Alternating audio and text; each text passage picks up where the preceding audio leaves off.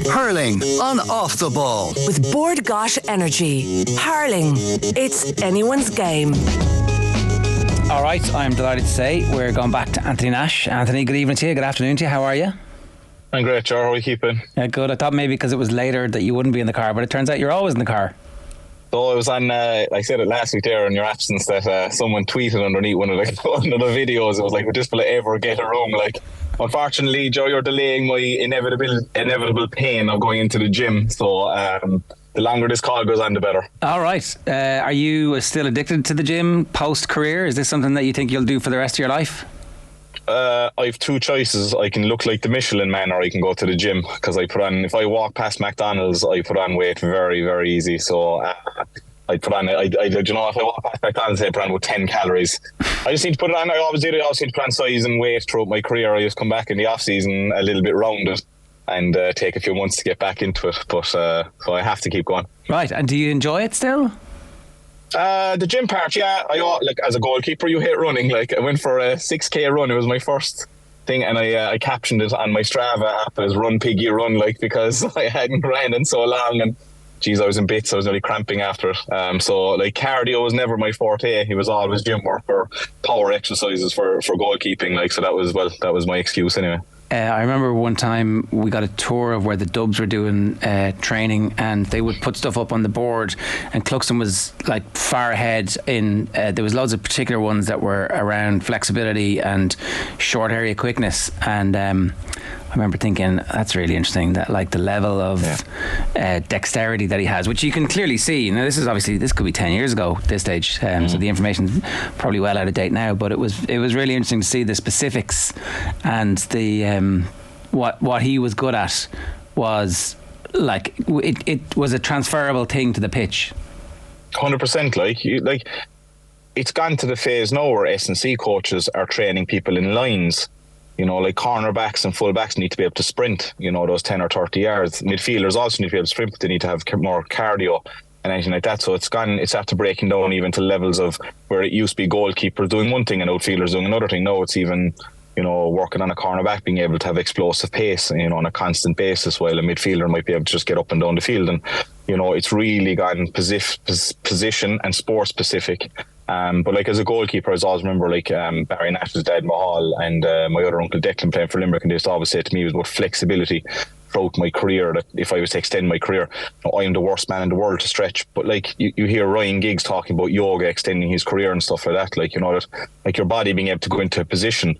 So we'd Mark McManus, he used to be an S&C coach with Munster before, and he came into Cork back in the late noughties, and he showed us a video of like, street runners, guys that were running up and down walls and jumping, and how muscular they were. But he was showing us because of their flexibility. And he was talking about that all the time, about how important it is for your body. Like, and like, as I said, I'm an avid golfer, and you see 16-year-old little whippet guys putting the ball past fellas twice their size because of the flexibility and the allowing of their body to be able to go into position. So I think that's very important for all sporting people. Not that I do what I say myself, like, but yeah. Well, you obviously work with loads of underage teams between the school, the university and the county, and are you finding that there's more and more of a requirement for working with those teams to integrate that S&C as specific as you've spoken about there, that actually that's the bit where you can do a drill so long as ideally with the ball involved if possible, but if not, that if you tailor it, you actually get much more from the outcome? Like, towards the end of my career, Declan O'Sullivan was our S&C coach. He was our chartered physiotherapist as well, but he started doing, like running training we saw was being straight lines or laps when you first started, I suppose, but he used to get us cutting angles, and depending on your line in the field, it was like that. So like, he used to get your body used to running the actual lines. Nowadays, like, I go into the dressing room with young fellas and they're inside doing band work, and I used to do it as well, foam rolling, but it was towards the end of my career where it was always being forced upon me. These guys are doing all that stuff, the activation work and all that stuff you see in the warm-ups, like, and it's all driven by sports science, like, and but there is a definite change in the mindset of younger players now, where like, they're coming to us developed.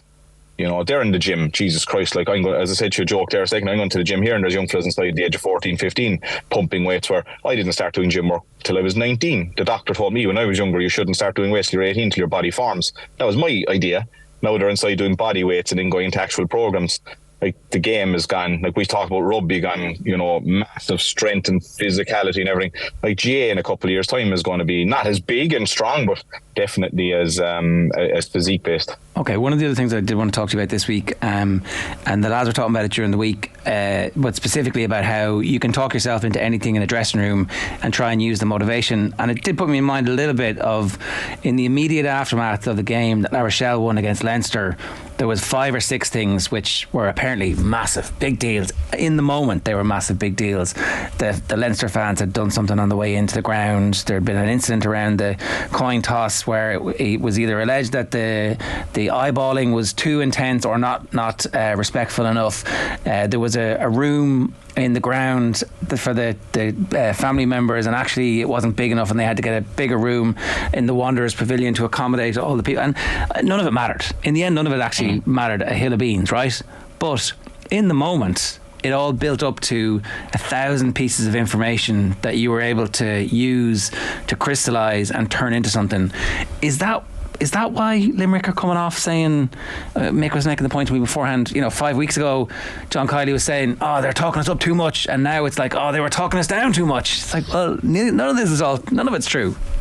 Yeah, I think when you have the likes of Caroline Currid, like I can only speak about Gary Keegan with us, like, but it was more like focus on the inner circle, like, it was really, but when there is a nugget, when there is something you can use, of course you want to channel, so what I found there, like I said, I was working with the 3 teams this year, like that, like you've got 30 something individuals in each dressing room, and what I like to do is find out what makes one player tick. Like one player could be extremely nervous and you're just basically going over and cracking a joke with him in the dressing room, while another fella could be like, I found Damien Callahan for us was always a guy that loved to be riled up, he was just like father son, I suppose, but he loved to be riled up, and it was kind of that, while myself and Hoggy would have a chat and just chill each other out, like whatever. So, but then as a unit, like those few words can definitely unite you. Like, and if there is a common cause that each of the players of the team are going towards, and maybe it is for Limerick, and you know what?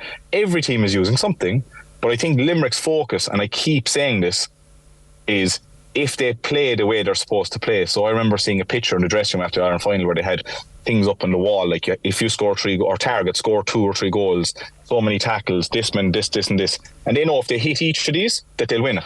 That's it. Those stats are based off match winning stats from Sean O'Donnell.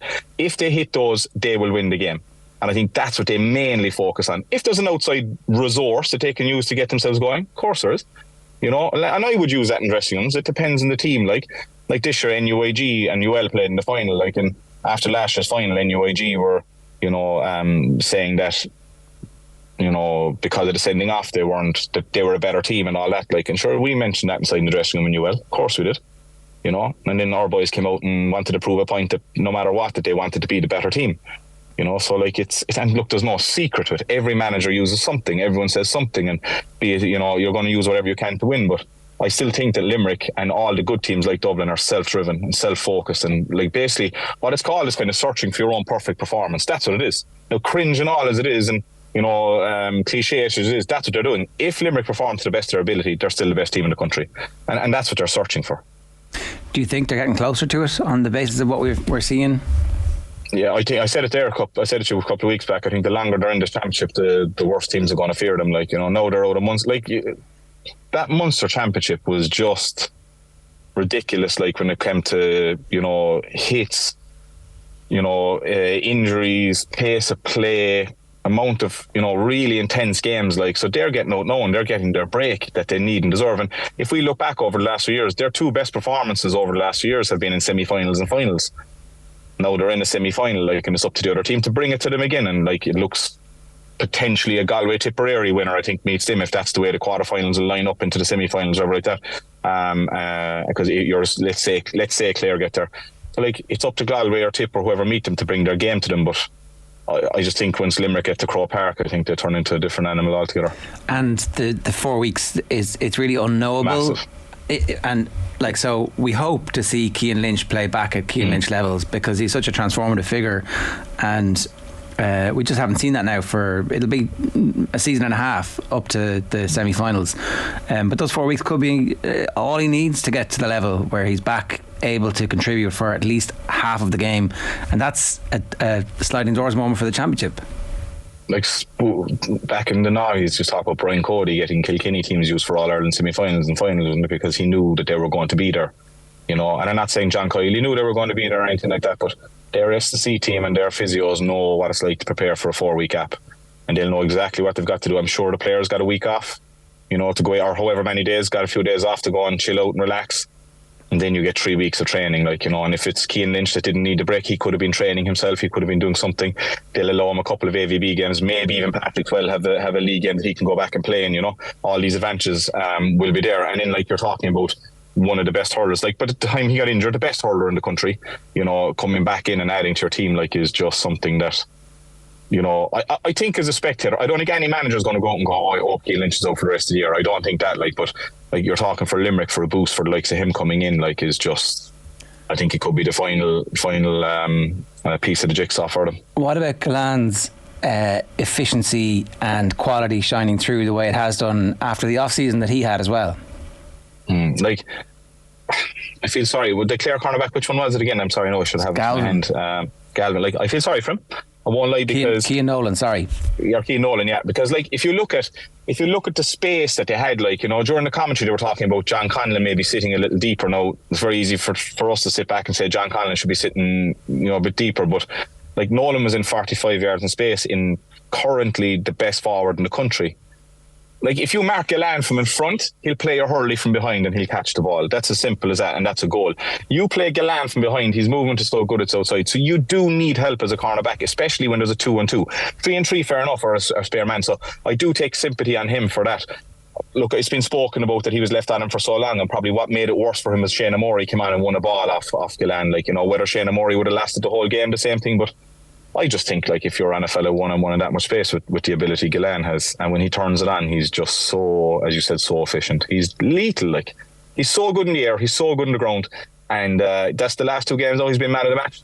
So it's ominous enough for opposition again. Yeah, it's hurler of the year for him at the moment. Yeah, Tom Morrissey and him for me. And you know what? Silently enough, I think Will O'Donoghue and Dara Donovan, while the team weren't going well, were the 2 for me, the 3 for me that were going well. And Dan, look, it's kind of not, I wouldn't say, there's no unsung hero in Limerick, right? They're all superstars. But the 2 Morrisseys, I think, are very unsung heroes down there. And then Will O'Donoghue and Dara O'Donovan have just, when things have been going poorly for them, they're guys that always stood up. But Tom and Galan for me are the 2 that seem to be heading. I don't know what the betting is like, but 2 that have kind of been more consistent. Yeah, we'll have plenty of time to preview Limerick over the next three weeks, and our obsession with them can grow and grow. I did want to ask you about Tipperary. So Ford is back named in the team for the game this weekend, which is exactly what they need. And sometimes being the 3rd place team in Munster is great, because the other 2 teams go and kill each other in the Munster final, and you are completely under the radar, and they'll be under the radar almost no matter what happens, unless they put up 7-24 at the weekend. And again, they'll be in an All-Ireland quarter-final situation where ideally it looks like most of their players who we expect to be fit will be fit, and they must be feeling good about life. Even if they put up 7-24, they're going to be under the radar, because people are going to write off this game as a kind of a thing, which is it's a pity for the Joe McDonough teams, but that's the way they're looked at. It's just you're expecting the 2 Liam McCarthy teams to come out and do what they're expected to do. I previewed was it the Tip game with you? Was it? I think we were talking about Tip and Cork or something like that, and I was asked what do Cork need to do to stop Tipperary, and I said Noel McGrath and Jason Ford are the 2 for me. Noel McGrath went out and put on an absolute clinic, and Jason Ford was just getting into his form before he got injured. I really think for Tipperary that Jason Ford being fit is huge. He is just, after turning into over the last few years, a consistent top class hurler. He's a typical tip forward. His wrists are so good, and he really makes that forward line tick. So him being back and having a game like that to get under his belt, to get his confidence and fitness back up, is just perfect. For me, Kilkenny, Limerick, Tipperary, Clare, and I'm kind of not saying Galway, because I still don't know about Galway.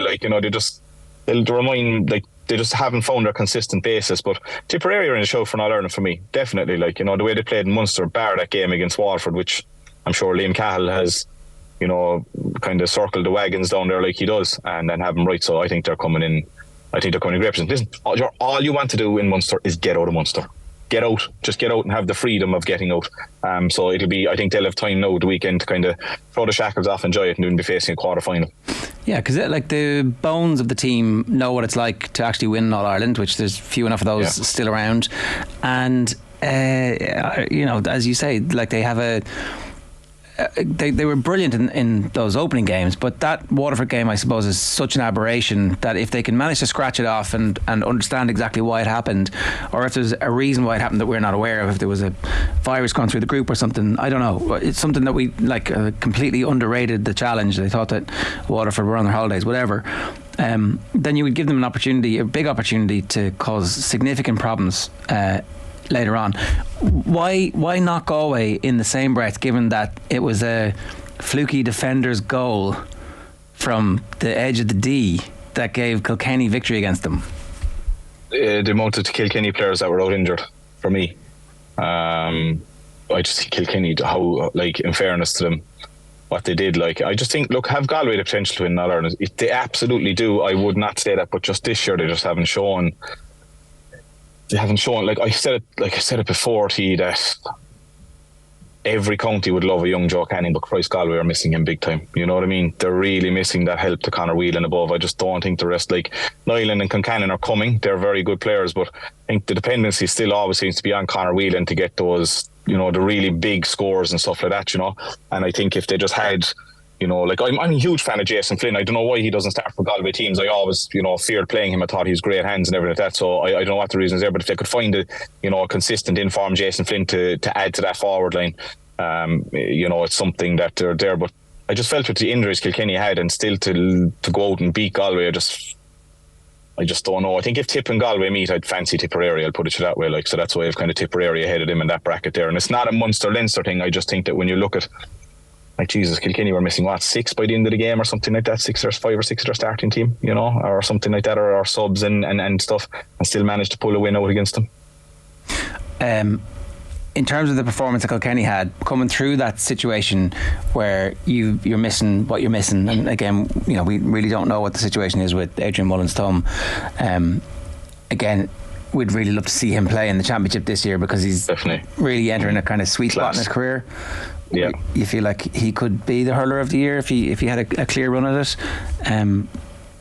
But from their perspective, they do have plenty of time to lick their wounds, get them right, get them ready for an All-Ireland semi-final as well. So they must be feeling incredibly strong about life. Again, facing the Clare side, more than likely, who they've already looked after in a semi-final. And that, somebody was, I can't remember who it was now, was saying, you don't want to play the same team again. But actually, I think in big time sport, you're like, yeah, we've got your number.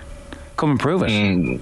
Look, it's not that we're right. Like, Clare, it looks, so without kind of knocking Dublin and Galway and stuff, it looks like Tip and Limerick and Clare and Kilkenny, if that's the way it goes. In my head anyway, no, look, I've been wrong many a time before, but Kilkenny don't give a shit who they play.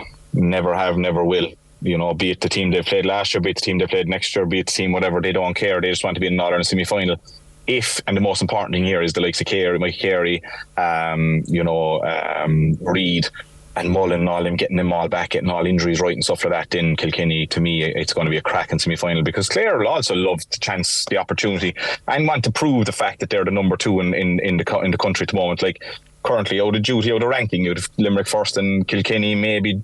Like, I still think Clare are just that little bit better, but like, Kilkenny and Clare are the next 2, to want to have a crack. So, and especially Kilkenny will look at Munster, right, and they'll say, a lot of teams had Limerick's number this year. We'd like a crack off them this year and see how we get on. And that win the last day with the numbers they were missing is huge for that Kilkenny camp, because now he shows that the bench is stronger. Like Richie Hogan, like, they had so many players missing. It was just, I felt it was Galway's opportunity. And look, bit of luck or a bit of unluck, I suppose, from the kick or unluckiness, whatever like that, they would have won Leinster, But I felt that if they put in a strong performance, like I said, that you take it away from the Henry Shefflin, thing, be it Galway, just Galway players. And I just felt that the performance just wasn't there for whatever reason, And they have talent, like, I've worked with a few lads and worked against a few lads as well. But it's just, they just don't seem to be clicking to the level where they need to be winning an All-Ireland. Any ideas why? I just think they're lacking one more forward that is consistently scoring along with Conor Whelan. That's the thing for me, like, you know, like Pádraig Mannion went back corner back the last day, which I know, like, he did a good job, but felt like it was an attacking threat from wing back. No, Cody, you have to mark him, but you know, I suppose I would have left him a wing back maybe and hoped that one of your cornerbacks did a job, and then that kind of took away an attacking threat from wing back. But I just look at that forward line and I see Nyland is doing very well from frees and looping around, and you know, Concannon is coming and stuff, but like Conor Whelan, like you always go on. Let's assume the management team agrees with you. Is there something structurally that they can do to rearrange, to create more opportunities, or is the game actually still about somebody who can win their own ball? Like, no matter what happens, you can organise and orchestrate as much as you can, but you still need somebody at the end who is in a battle with somebody else who's going to win their own ball and score 6 to 8 points. I think it's both with Galway. Like, the one thing like Galway about Dublin, I said that Joseph Cooney's shooting kept him in the game, but then look at the amount of wides, and it was the one game where Conor Whelan was going off his head frustrated inside. Like, he was like, I would keep him as close to the goal as I possibly could and try and get maybe someone with him, get the rest of the forwards out, like Limerick do with Flanagan and Gallan, but get good deliveries in. Like, Conor Whelan is a torment to mark. Not only is he a good hurler, but he's a guy that just goes and goes and goes. And if he loses the ball, he goes down. His haunch is really low. We're also used to him picking the ball, coming out of the crowd. And I just really think it's getting a support act up beside him. Potentially put a Conor Cooney in with him, himself and Conor Cooney inside, and make sure that the rest of the workers outside the field are getting good deliveries into them then, you know. Because, like, for me, they have what they have. I shouldn't probably keep going back saying Joe Canning, because look, he's not there and they don't have someone like him. So maybe look at altering your forward line, where you tell your midfielders, do not deliver the ball into the inside line until you're in the delivery point, which is the midfield. And if you're taking a shot, make sure it's, you know, a good high percentage shot. Otherwise, let it in. You're wasting one of the best talents in the country by not letting it into him. The fact that he actually played really well in the last game, and there had been 2 or 3 games before that where there was questions about what was going on. We had Tommy Walsh on. He was like, or was it Tommy? Was it? It might have been Taggy. He was like, I don't blame Conor Whelan at all. It's the quality of the ball going into him. Yes. And that was completely proved true by that. Does that mean that they've fixed that, and that actually they can look forward to unleashing that and other things? I suppose you're trying to find things that will give the beaten teams confidence as they come forward, and from their perspective, that's one thing. Conor Whelan's in the game. Yeah, definitely. Like, get him into the game, but get someone beside him that's going to give him the outlet as well. Like Concannon, maybe it's him. Like, get a structure where you have 2 and 2 inside. Like, if you look at Flanagan and Gallan, and I'm comparing to Limerick, but if you look at every other team, they're getting 2 inside and they're sending a third forward out to the 45. Just get out of their way, work hard, get the ball in. And like any team that you're involved in, if you have a fella like Conor Whelan, you say to the lads, look, the pressure is on you to get it in. And now, Conor, the pressure is on you to win us the game. I'd say the young fella would only love it. I'd say he'd only love the pressure of having the ball coming into him left, right and centre. His fitness levels are incredible as a corner forward. Desi Hutchinson and himself are very similar to me, where they just go and go and go and go. Then you get a goal. Then you think they need to start goal scoring, you know, really, like, you know, on a consistent basis, and put the fear back into teams that we had with Galway. We felt if Galway got a goal, they could get 2, they could get 3, you know, they were always exciting. And I just feel that if they can get Conor Whelan inside with someone, be it a Conor Cooney or something like that, and just, as you said, give the county a bit of excitement again. The same question really, but reversed about Clare in terms of the negativity that they had last year. They didn't really show up in the aftermath. The game against Wexford, traditionally a struggle against Wexford, but that was a bit of a struggle for them, and then they just didn't show up at all in the All-Ireland semi-final. That's in the system. How do they make sure that the same thing doesn't happen again this year? I would presume, so you said earlier there about the La Rochelle team, I'm sure that memory of last year is probably sitting in their heads as well, and I'm sure Brian Lohan is using that. Like, and now they have a carrot dangling right in front of them. You can have Kilkenny again in Croke Park if you beat Dublin, which will be very difficult now, because I'm a big fan of Mahal O'Donoghue and his style of management, and to do what he did to get Dublin out was very good. So that, number one, will be very difficult, and if you do take your eye off of them, you won't be beating Kilkenny. It's as simple as that. But that little carrot dangling in front of them to kind of right the wrongs is there. And I think the way Brian Lohan coaches, any slight bit of motivation he can get, he'll use. And I think underneath it all as well, they know if they make an All-Ireland final against Limerick that it's a 50-50 game, you know.